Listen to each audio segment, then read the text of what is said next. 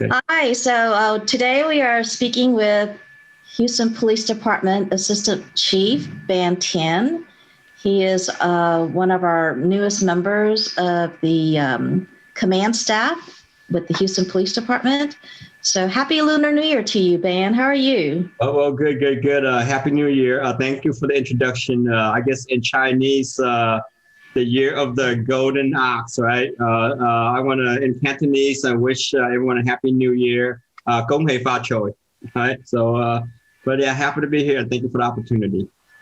Thank you. So I'm just curious, we're just trying to kind of break the ice right now. So what is your Chinese zodiac sign? What animal are you? Well, so this is a good year. I am the year of the golden ox. So this is my year. Okay. Months, and I don't want to advertise my age, but I'll be 48.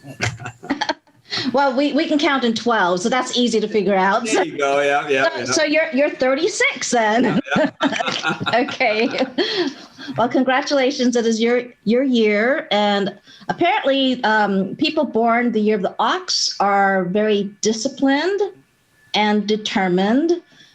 We don't want to say stubborn as an ox, but definitely those are the qualities, is that you are definitely have the discipline and you come from a military background. So can you tell us a little bit about yourself? Yes, ma'am. So basically, like most, young kids, upon graduation from high school, I joined the military. I spent roughly 3 years on active duty, right? So initially I was going to join active duty to see the war, but they sent me to Fort Hood, Texas. Then, of course, I got on active duty. I joined the police department a couple of years later, right? And then I remained in reserve. While my time in reserve, totally, I spent close to 30 years in the Army Reserve total, right? And I spent a couple of tours, 3 tours total, 2 in Iraq and 1 in Afghanistan, overseas, participating in a global war against terrorism, right? And then I started Houston Police Department back in 1997 as a patrol officer. It's been over 20 some years. And I have a various number of assignments, right? From patrol to investigation, and now, of course, it's some sort of support role, right? But most of my career I spent in what I call a crime suppression type in a gang unit, as an officer and as a sergeant. I also spent some time in the criminal intelligence division. I specialized in the dictator protection, right? And organized some of those major events. Later, I, went to the special operation division as a lieutenant. And I was the special events lieutenant. So I have been fortunate enough to be involved in multiple high profile events in the city. The 2 most memorable was the Mrs. Former President and First Lady Bush funeral here in Houston. Then I got promoted to commander, and I commanded the South Gessner division in the southwest side. In the landmark perspective, it's right at Beltway A in South Gessner. And we border against the Midwest and West Side. So at the time, I had a huge, opportunity to work with the management district and all the residents on the Southwest. And then around October last year, 2020, I got appointed to the position as assistant chief. I now oversee all the patrol division on the north side, right? From north, northeast, North Belt, Central, and Kingwood. Also, I also have the gang division, right? Of course, I'm going to pigeonhole into my gang specialty and the gang background. And I'm happy to be here. And every day it's a great day. And I always tell myself, it's great that you go to work and enjoy what you do, right? It's like not having a job because when you go to do the work, you kind of like dread, but you go and then truly do what you love to do. And it's the day go by so much faster, right? So thank you. Well, we certainly see your dedication, so it doesn't feel like you're working at all. Absolutely right. But, realistically, 2020, you guys have faced so many challenges, across the nation and really globally, the pandemic and the economy and really also the social justice reform. And I want to say that Chief Tien is very humble He was also very instrumental during all the George Floyd peaceful demonstrations and marches that took place in the city of Houston. You kind of commanded a lot of those activities behind the scene. Can you give us a little bit of, not too much detail, but what did that entail? Well, that entails that, as back in last year on about, I believe, March and beginning of June and stuff like that. There was the nation-wide protests, public assemblies, asking for police reform, right? And so it was extremely chaotic at the time, just the sheer crowd and stuff like that, right? At the end of the day, is the Houston Police Department, we have an obligation, right? Public safety is going to be paramount, most important. It's our job is to make sure we're there to ensure that everyone has the right to express their First Amendment rights, and also most importantly is provide a safe zone for everyone to express that rights, right? At the end of the day, this is what we are about, right? To ensure that we support, those that, can exercise their constitutional rights, right? As you mentioned, it is chaotic and challenging with the fact that, as we know, the Houston Police Department, as put just kind of put in perspective, right? Over 20-some years ago, there were roughly 5,000 officers, right? So this is now, I joined the police department back in 1997, and this is now 2021. We still have the same amount of officers, right? And I will say this, I am so fortunate to serve in an organization with, not some of the most, but the most dedicated men and women out there, right? Day in and day out, 24/7, 7 days a week. They go out there and then, they go out there and they serve. They truly serve, right? Serve, provide the most selfless service out there to ensure our community, is safe, right? Especially some of those work with different shifts and stuff like that. And sometimes they have to face some of those most dangerous, and critical situation, and they handle it well, right? So just kind of put in perspective, can you imagine, during the peak of the public assembly, staffing is definitely stressed, right? And after working all those long hours and stuff like that, not even one single gripe from anybody, right? And of course, just kind of be mindful. I do want to not just highlight the fact that they haven't worked those critical time to. Actually, I want to dial back, a few years. For instance, like Harvey, right? I know my chief of police, Chief Acevedo, mentioned that all the time.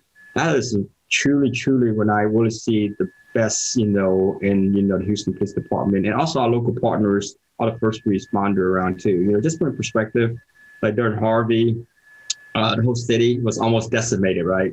With all the flooding and stuff like that. And just kind of be mindful, all Houston police officers are part of the community, right? So they all have families, they have to look after. Some of them were elderly parents, a young child have to look after, right? But without hesitation, they all responded to the call. Responded to the call meaning the fact that they put their personal interests, their family, and everything on hold. They respond to the call to make sure the city is safe and protected, right? From rescue operation in high water to make sure, critical food and waters to deliver to certain, the most touched population, to assist with evacuation, and I can name almost countless, life-saving measures they were involved in. And some of them just work around the clock and they were tired, right? But you know what? It never amazed me, the fact that despite how tired they are, they always have some energy and reserve to keep them going every day, right? So truly, that's why I call selfless service, right? But also, I do want to mention something too, is I want to thank the community. The fact that the support, from the community in Houston is second to none. Despite the fact that, the biggest devastation in history during Harvey, the community just flood the police station, bringing us food, hot coffee, with all those guys working those 24-hour shifts, throughout the night, getting soaked, getting wet. And nothing more beautiful for the fact that you can walk in any gas station, folks come up and thank the officer for their service, offer to buy them a cup of coffee. Those goes a long, long way. It means so much coming from the community they serve. And, most of the time, they eat those MREs, right? MREs can only, if those, especially those in the military, have experience eating those MRE, right? You can find have one or two meals, and after the third or fourth, you're gonna be hurting you pretty bad. You need your stomach, right? Going to this restaurant, the restaurant supporting us. So thank you so much. So back to that, to the George Floyd Public Assembly, and most of them entails the fact that we truly are there to, ensure public safety. And I was just fortunate enough to be one of the commanders out there to interact with the troops and stuff like that, to make sure we provide a platform so everyone has a constitutional right to express themselves freely, right? At the end of the day, this is what we're all about, right? Yes, thank you so much. And I know if it weren't for COVID, you would be wanting to meet people face to face because, policing is very interactive. You guys call it relational policing. And unfortunately, with COVID, that really hampers what you do. So this is the purpose. You wanted to share some public safety tips with our community, especially now, with Lunar New Year just around the corner. You're going to have families that will be going to the banks, getting the cash so they can fill up their lucky money red envelopes. And I know in policing, there's the term that's called jugging. So how can you inform the public? What do they need to look out for when they're going to and from the bank during these times? Alice, wow, thank you so much for bringing up that question, right? Yeah, that is actually a good talking point, especially it's extremely appropriate for, for the season, especially around this time, right? So as we know, like most Chinese American, even like, me and my parents, right? We like to carry cash with us, right? So it's a good thing and a bad thing. Good thing in the fact that, we don't like to carry credit cards around just in case of losing a credit card or, our identity get, compromised, right? But the bad thing is, bad guys knows this too, right? So what you just mentioned about is jugging, which is so true. So I know that the red envelope practice, a custom and ritual that we practice, all Asian Americans, pretty much practice. But so just gotta be mindful, protect yourself when you go into the banks, right? In law enforcement, we call it pretty much like a crime triangle, right? So in order for a crime to occur, right, we pick up three, most important facts, right? One is, of course, the bad guy, right? We call it the offender, right? In order to have that, you got to have the offender, the one who's out there committing a crime, right? So the offender always have the biggest vote, right? Because they pick what time, what place, and who to target, right? And the second one we have is we call it the victim, right? So the victim, in order for a crime to occur, you've got to have a victim, right? And the third thing is the most important is the one we call it the opportunity of the location, right? So if you take away either one of those from the triangle, you don't have a crime, right? Now, here's the deal. I know, like I just mentioned earlier, in comparison to our staffing with 20-some years ago, our number remained the same, and our city has grown significantly. So the best way to fight crime is through prevention. So this is what we're talking about, those preventions, right? For instance, like the crooks know this.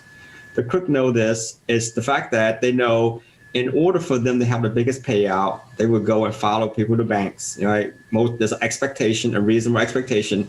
Most people go to the bank, even go to the ATM and stuff like that. They're going to withdraw money, right? So why just randomly target someone? Why don't we just go target someone at the bank, right? So those that go to the bank, I encourage you just not to be vigilant, right? Be hyper vigilant, right? So as you leave the bank, to make sure you kind of look around, scan around, no one is following you, right? Despite the fact that even though you have to make couple of extra blocks to make sure no one is following you around, right? In the event that, when someone is following you around, the best thing to call is 911 to provide a description of the vehicle or the people that are following you around, right? So to allow the police to get there. And also identify, the car you're driving. For instance, I am driving a green Mazda truck, and the people following me are just driving a dark color SUV, whatever it is, right? They follow me. I just left the bank, right? Allow the police, can provide all the information. So once the police get there, they can actually intercept the bad guys, right?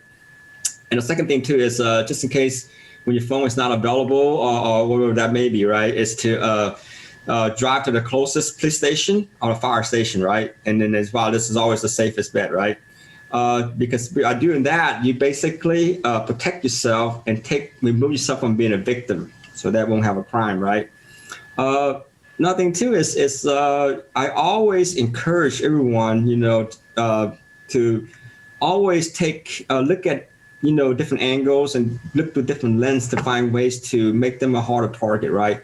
In the military, we call it, increase your personal protective posture, right? So for instance, when you do go out, maybe, bring someone along with you, right?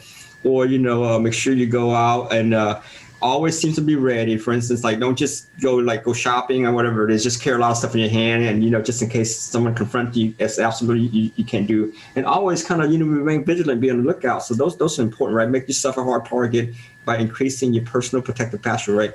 Bring a friend, bring friends to go with you is always a good thing, right? Because the offender, they will always try to target the most vulnerable, population, right? So what they often look for is like a female, with kids, busy handling their kids, our senior population, right? Maybe with some potential mobility issue or, something like that. So they target those.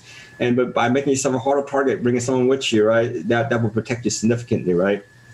And the second thing we're talking since we're on the same, category, the part of crime triangle, right? Like I mentioned earlier, the bad guys, not much we can do to control them besides arresting them, right?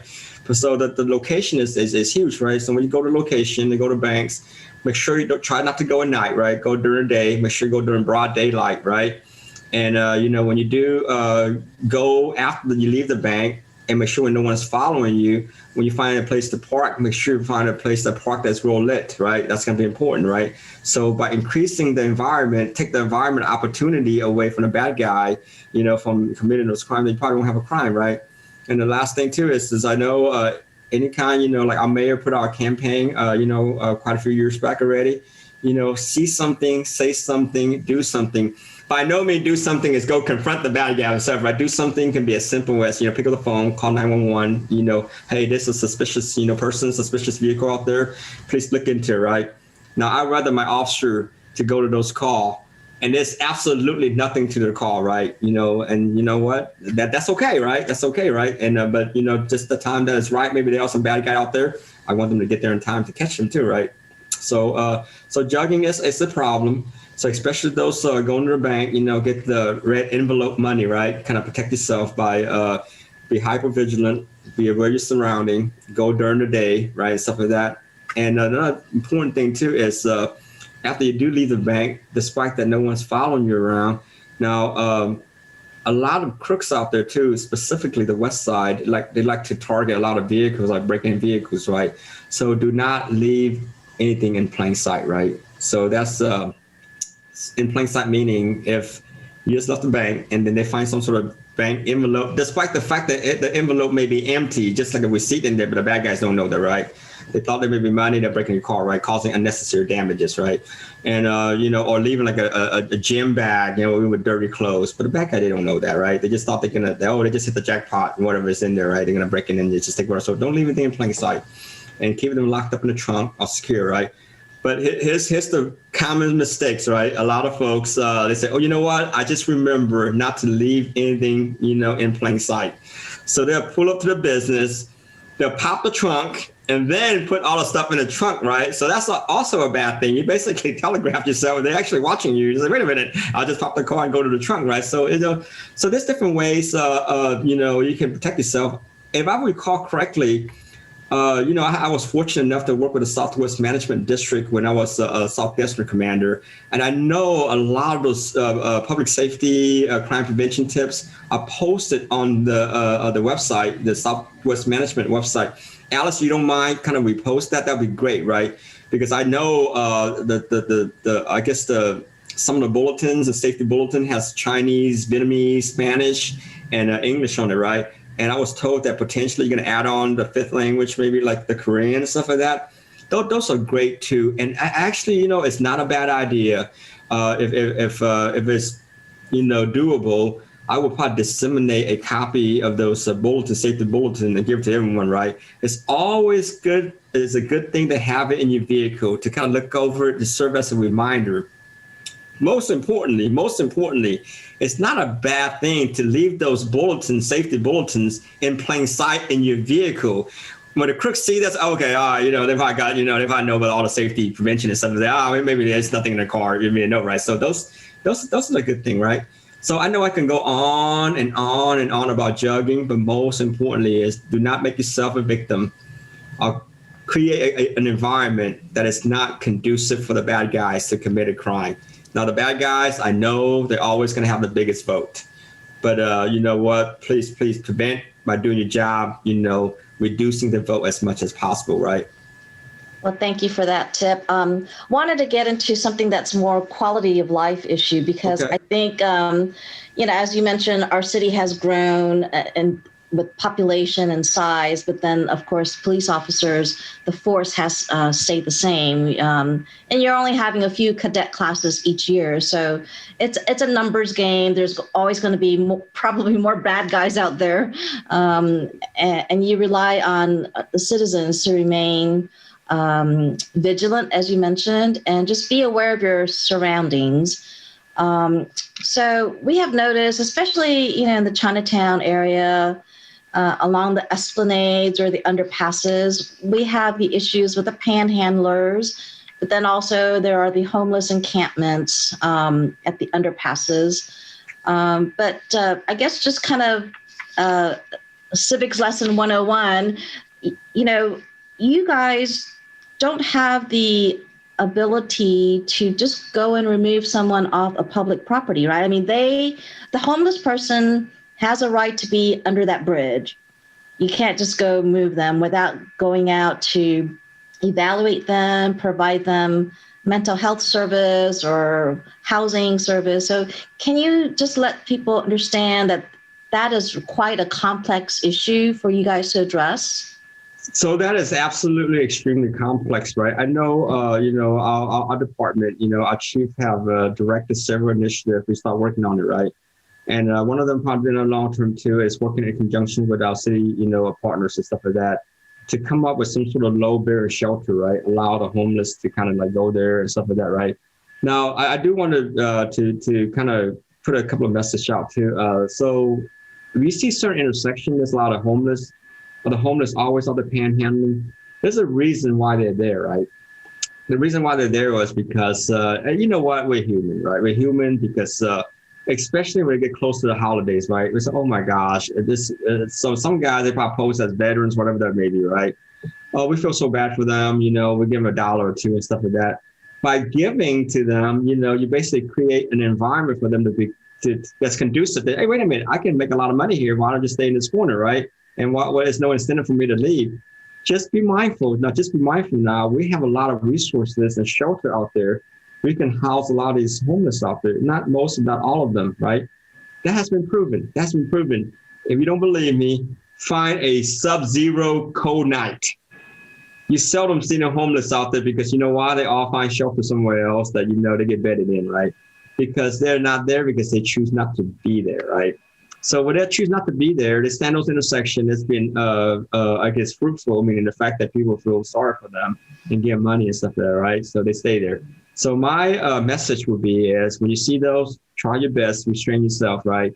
Do not give them anything. Trust me, there are charities, organizations out there, and there are like public and private sector out there are supporting that initiative. They know where to go to get help when they need to, right? So try your best, do not give them money, right? And stuff like that. And the second thing too is you're correct, right? Sometimes they occupy a public place, right? There's some litigation is going on that, it's still, it's tied up in the court system and stuff like that, right?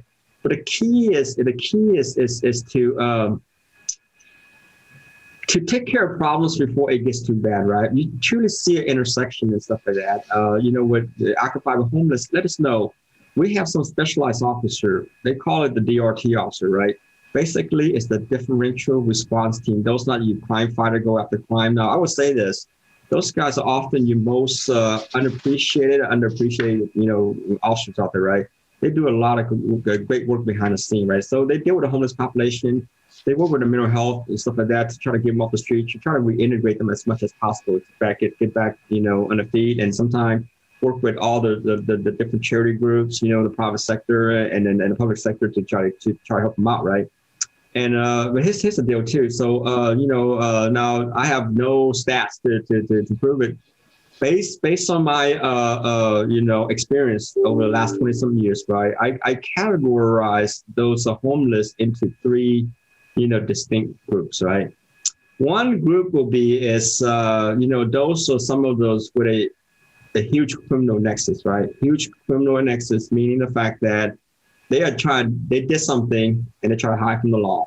But those are normally pretty easy to find. We have a lot of great investigators out there, because they consider probably the most violent. They work with our federal partners. We normally track them down pretty quickly, right? And the second group is there are times when folks are down on their luck, right? Down on their luck, they become homeless. But those normally is not your problem, right? Because those that are down on luck, they go to the shelter and, they will get assistance, right? Once the assistance is provided, get them back on their feet and they get reintegrate back into society, right? The third group is those that actually blatantly choose not to go to any shelter seeking any help because either A, they have a drug habit, right? Or an alcohol problem, right? The most tragic part is the mental health, component, right? So they chose not to seek help. They want to be in the street. So all three, categories I described, right? We have a system and a process, and we have the resources in place to help them. We have a mental health unit, right? We have a hot team, the homeless outreach team, to go and help those with mental health, in crisis and problems and stuff like that, right? We also have drug counselor, work with the private sector to go help them, right? So we have those in place. Now, how big of a population we were able to impact, I don't know, but I have heard a lot of positive feedback from officers, they're actually making a difference, right? But I just kind of be mindful, it's just a sheer volume, right? As I mentioned earlier, it's all about the staffing we have available and then the priorities, right? And as we know, despite the fact that we would like to dedicate the entire Houston Police Department towards a homeless population, right? I know it's not realistic, right? As we all know, violent crimes is an uptick, right? We also have some COVID challenges too, right? So so the key is to, when you identify those problems, be the eyes and ears, right? Call in and get with the community group, right? I encourage everyone to go and join in those PIP meetings, right? To express and voice your concerns, right? With a homeless population, which allow the patrol division, the DRT, senior officer, which I call the subject matter expert, right? To come up and formulate a plan. So because they have all the contacts, all the partnership, internally and externally to coordinate a deliberate response to address those issues. So the key is to see something, say something, let us know so we can get ahead of it. And that's important because if we see something, right? So let's just say there is certain standard the community need to be, a standard of living, right? If we see something, we don't proactively reach out to the resources to address it, right? And guess what? We just accept a new standard, right? And that new standard is always substandard to this initial standard anyway, right? So get ahead of it, work. I know sometimes it's frustrating. As I mentioned, Alice, I know you know this, right? As I mentioned before, right? I know I don't have enough hours in a day to address everything, but I will assure you, you will get my attention and everything, right? And sometimes officers, just like the DRT, they have to prioritize, right? And prioritize what's the most dangerous intersection, what is the most egregious places they need to address first, right? So, and then again, they have other responsibilities and priorities too, right? So I encourage not just to voice it, right? And follow up to let us know and give us feedback, right? And that's the key, to give us timely feedback to let us know, hey, whether some of the initiatives are doing are working, or it's not working, right? So we can always modify, our tactics and our strategy to accommodate, right? The only way we can do that is to get feedback. So I encourage everyone to attend those PIP meetings and voice your concerns. And, that's important. Right. So I think the last area I would like to touch upon are the scams, because I think during the times of COVID, we have seen that, people, even though we're not, out that much, maybe we're working virtually from home, but there are still a lot of scams that are taking place. For example, you may be ordering packages and someone's going to steal them off your porch. So the porch pirates. But then also recently we're seeing people stealing mail because of the stimulus payments, or maybe your IRS refund is coming. And then even more recently is the COVID vaccine scam. I mean, there are companies right now that are posing as, as they are trying to sell the vaccines. So we just want to inform the citizens that there are financial scams, there are all kinds of scams out there. So how would you ask them to address those issues? So Alice, as you mentioned, it's a pretty complex, those are pretty complex issues, right? I have to revert back to, basically the first comment I made, right? Is take away the victim element of the crime triangle to better protect yourself, right? For instance, let's start with the mail scam, right?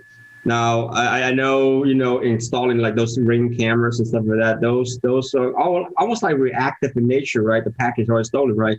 What I do encourage is the fact that hey, like in the military, this is my favorite term, right? We call it the battle buddy system, right? I call it a neighborhood system. For instance, if there's expectation your package is coming, let your neighbor know, right? So they can get the package and put it inside. So avoid that, right?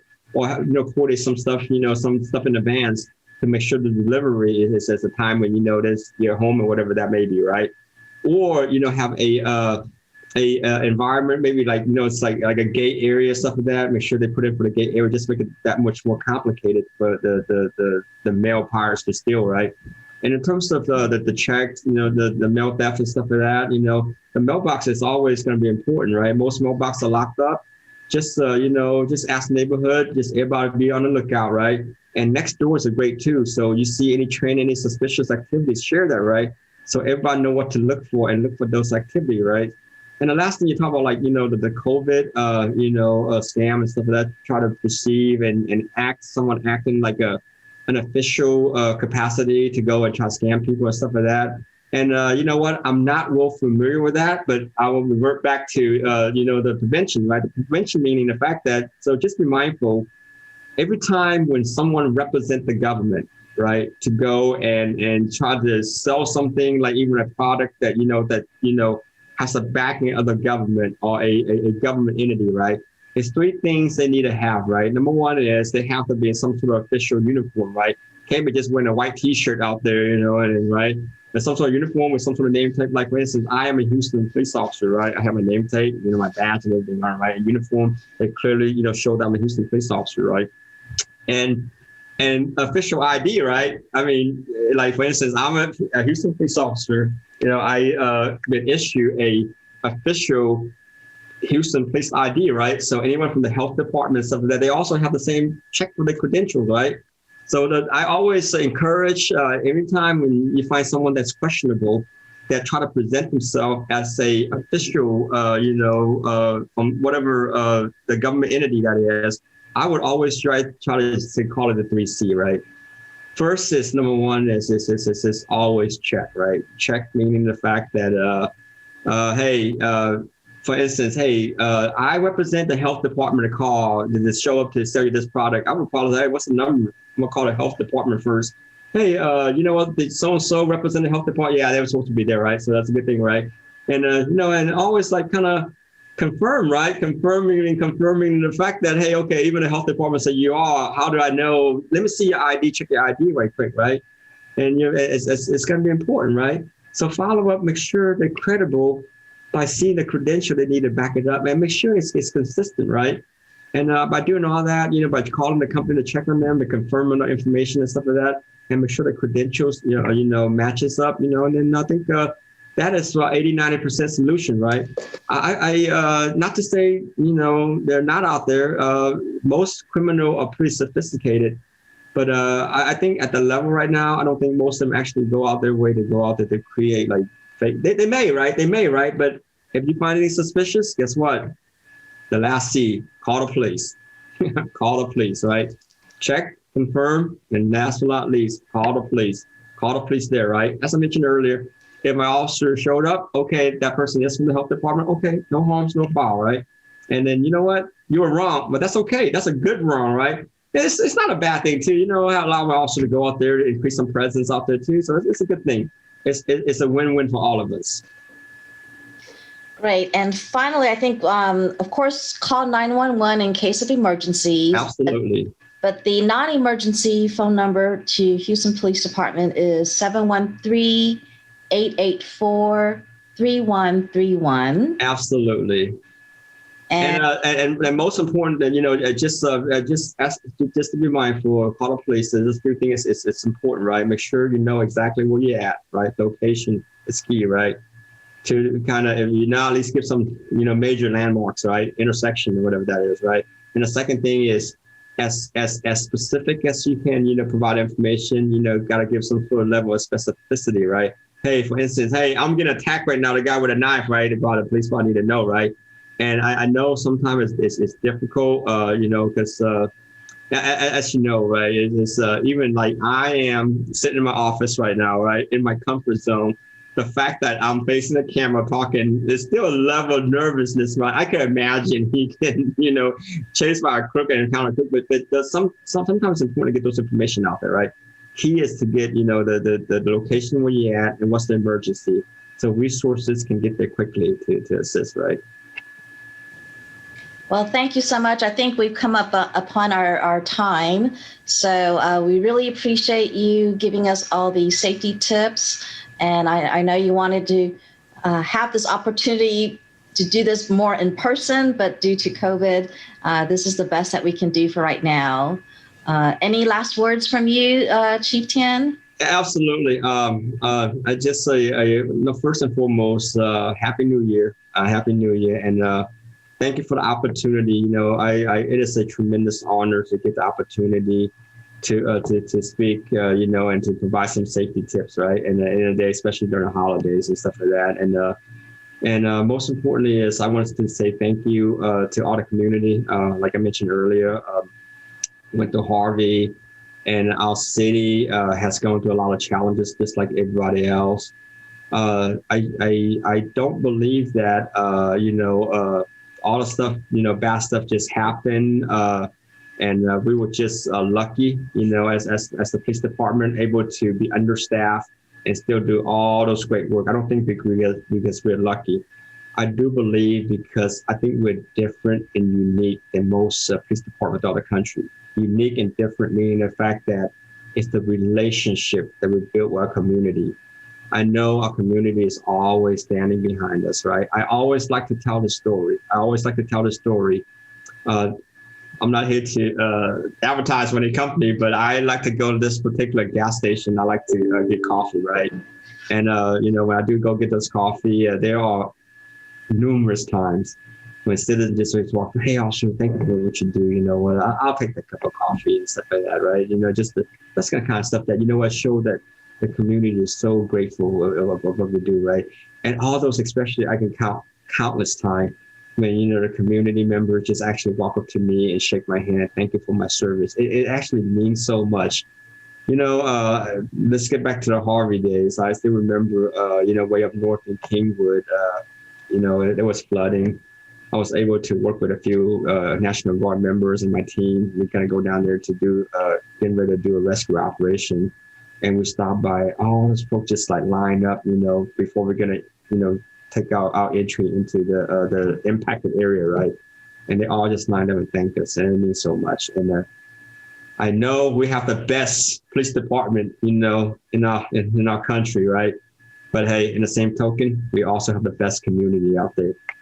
Thank you for your support, and thank you for what each and every one you do. And most importantly, thank you for your partnership, and I value every bit of it. Everyone be safe. Happy New Year.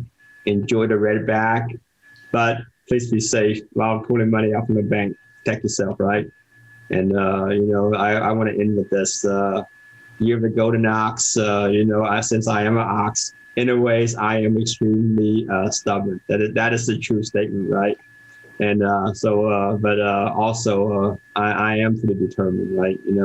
And I am determined to continue to build a relationship, right?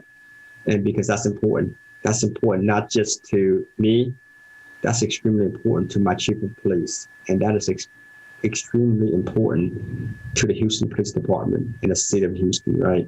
And, we pride ourselves, in our mission statement, right? In our mission statement, we pride ourselves, we work, in collaboration with the community to enforce the law, prevent crime, preserve peace, and provide safe environment, right? and our community is our biggest part of this pie. So thank you. Thank you so much. And we also want to thank our partners at the Southern News Group for this opportunity. Happy New Year, everyone.